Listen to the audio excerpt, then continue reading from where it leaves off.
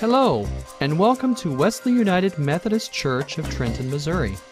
Our church is located at 113 East 9th Street, which is on the corner of 9th and Washington in Trenton, Missouri.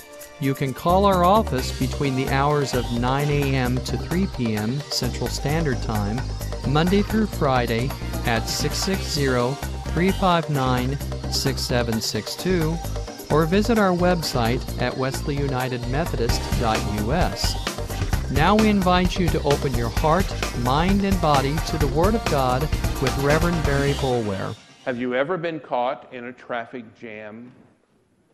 I sure have, and there's one thing that stands out about traffic jams.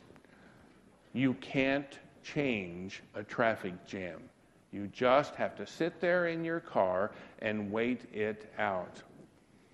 One of the worst traffic jams that I've ever been in, Peggy was with me and so was Wilson, and we were in the southern part of Des Moines.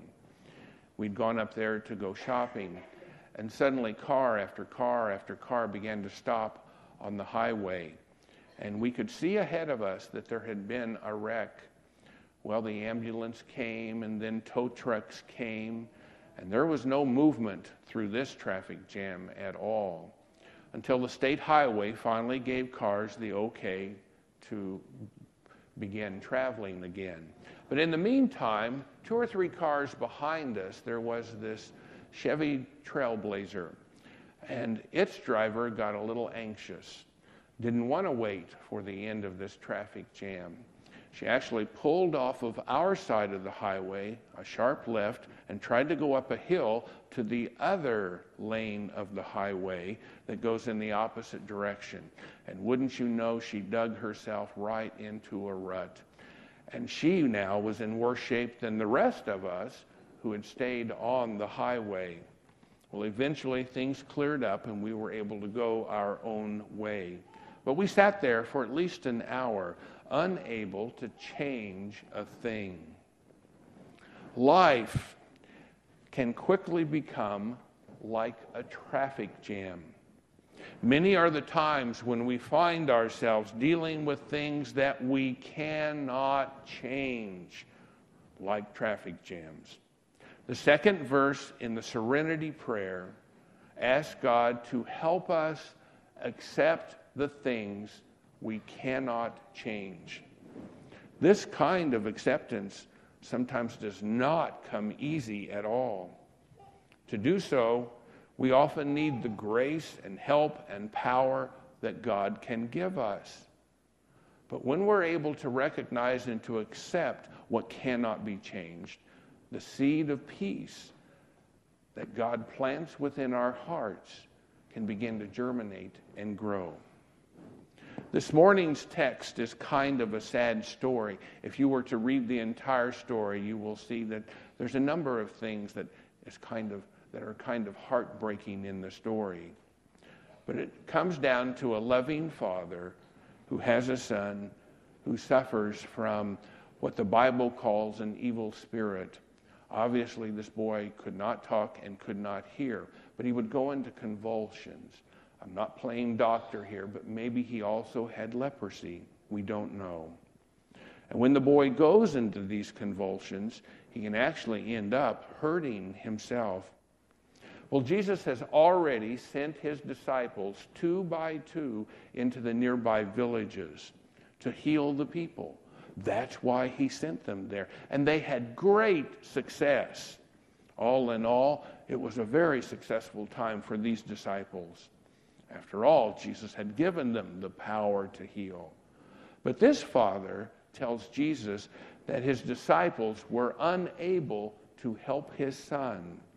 So now the father is asking Jesus directly, "Can you heal my son?" Later on, the disciples come up to Jesus and ask why they were not able to heal the young boy by themselves. They had tried, but they had failed.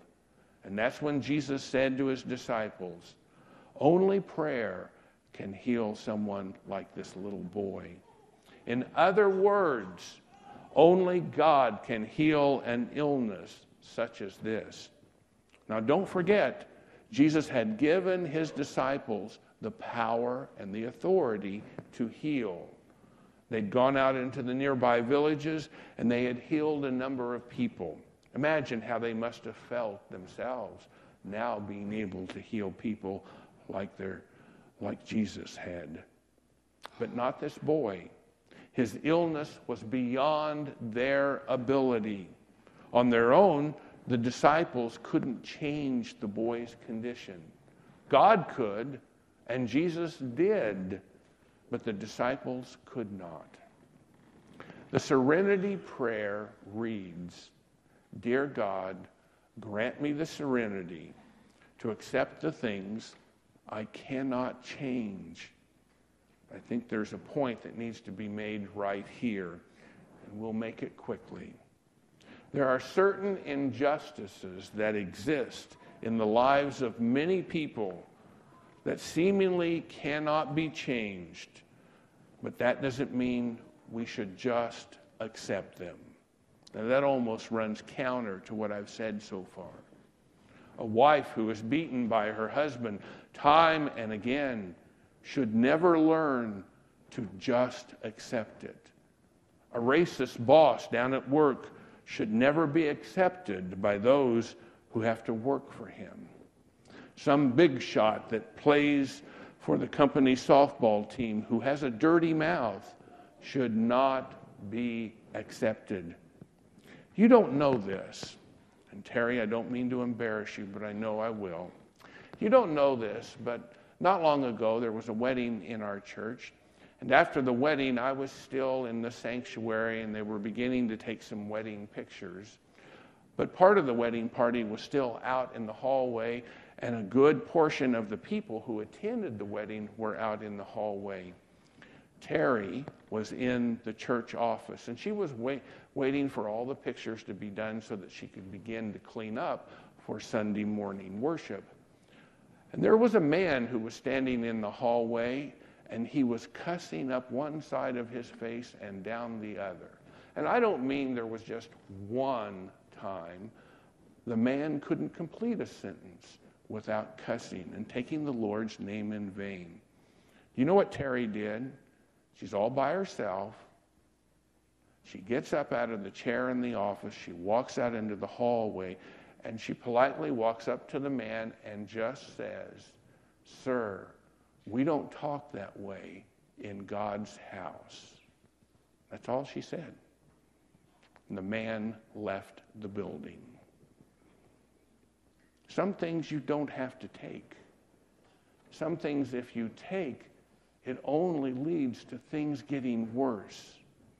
But there are certain things in life that we cannot change. And rather than being constantly frustrated by such things, we can try to accept them for what they are and try our best to live with them as they have become. Earlier, we talked about being in a traffic jam. In comparison to other unmanageable situations that we experience, a traffic jam can end up being pretty trivial, at least when someone is not injured in one. Other things can become deeply painful, especially those that involve irreversible losses.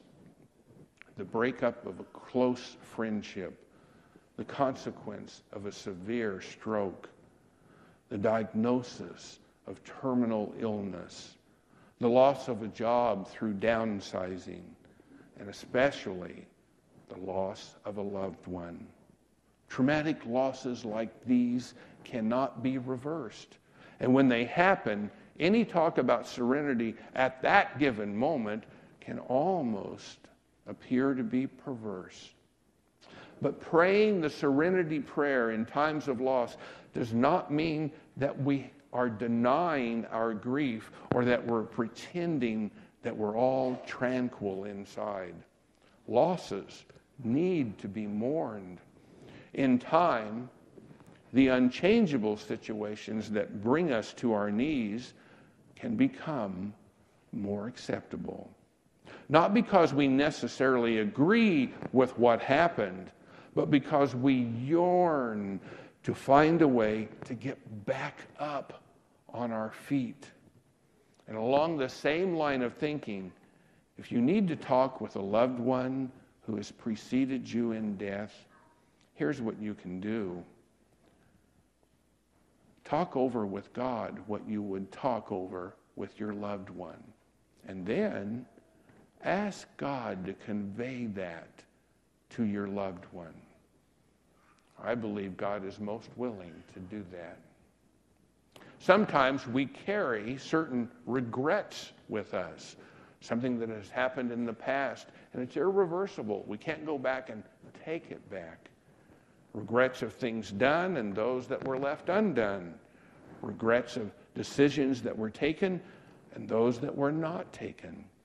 Regrets of words spoken and those that were not spoken but needed to be. Regrets like these rob our peace and our serenity within us. Often they leave us feeling guilty for what we could have done but didn't. We wish we could turn the clock back, but we all know that we cannot. So what can we do at times like that? Well, I'm dead serious. We can pray the serenity prayer and pray it and pray it. We can ask God to help us accept the irreparable past. Maybe what we need at such a time is to be forgiven ourselves. And we can ask God to forgive us. It has been said by many people who have played in the NFL that a quarterback needs to have a short memory. What does that mean? That means when a quarterback throws a pass and it gets intercepted by the other team, or if he has someone going deep and that wide receiver is completely open and he throws a really bad pass and it doesn't even come close to the receiver. A quarterback needs to put that out of his mind and not let it linger. And he needs to concentrate on the next play so that he can make something good out of that particular play. We can't relive our mistakes. We can't correct them from have happened in the past. What's done is done. But in the words of Jesus, sometimes prayer can bring about wholeness and inner peace. One of the most impossible things to change is another person. How many wives thought they could change their husbands before they got married? And 12 months later into that marriage, the impossibility of changing the other person begins to set in. Why do we struggle with things that we cannot change? Here are some possible reasons, but they're just the tip of the iceberg. Because many of us are used to getting our way. Because it's part of human nature to rebel in the face of being told that we can't do something. Because it's difficult to accept the fact that not everyone sees things as we do. Because the only thing that is constant is change itself. So why can't this thing that is troubling us change? Because accepting something that won't change is like surrendering to it, giving in to it, giving up, or at least it can feel that way. Those are some of the things that make it difficult to want to change something, but to be confronted with the impossibility of it. And yet there really are aspects of our lives that we cannot control. The sooner we accept that as a truth, the less stress we shall carry. It was about 8 years ago when I was told by an orthopedic surgeon that I won't be able to run again. Both knees had had arthroscopic surgery done to them, and that doctor forbid me to ever run again. He said, "You're only going to damage yourself worse." Well, I couldn't accept that verdict on its face. So when the second knee healed up, what do you think your ignorant minister did? with all of my education, I went out and ran. And guess what? That doctor was right. I'm never going to run again. He was right. But I didn't mark this on a calendar, but in my mind, it seems like it took about a year for me to make friends with that. And today, I don't feel sorry for myself at all that I can't run. In fact, because of things that I've gone through, I can now see more clearly how blessed I am with the body that God has given me left to have. God, grant me the serenity to accept the things I cannot change.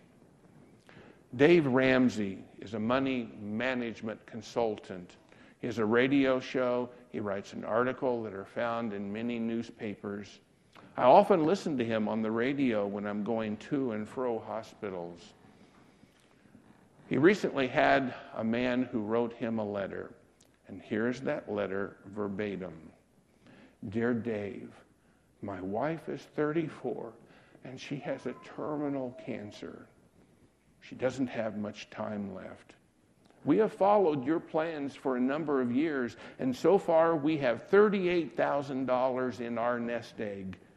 But I want to use $27,000 of that to take her on a dream vacation. Even though I have a good job and I'm the principal breadwinner, we have great insurance, and that's what I want to do.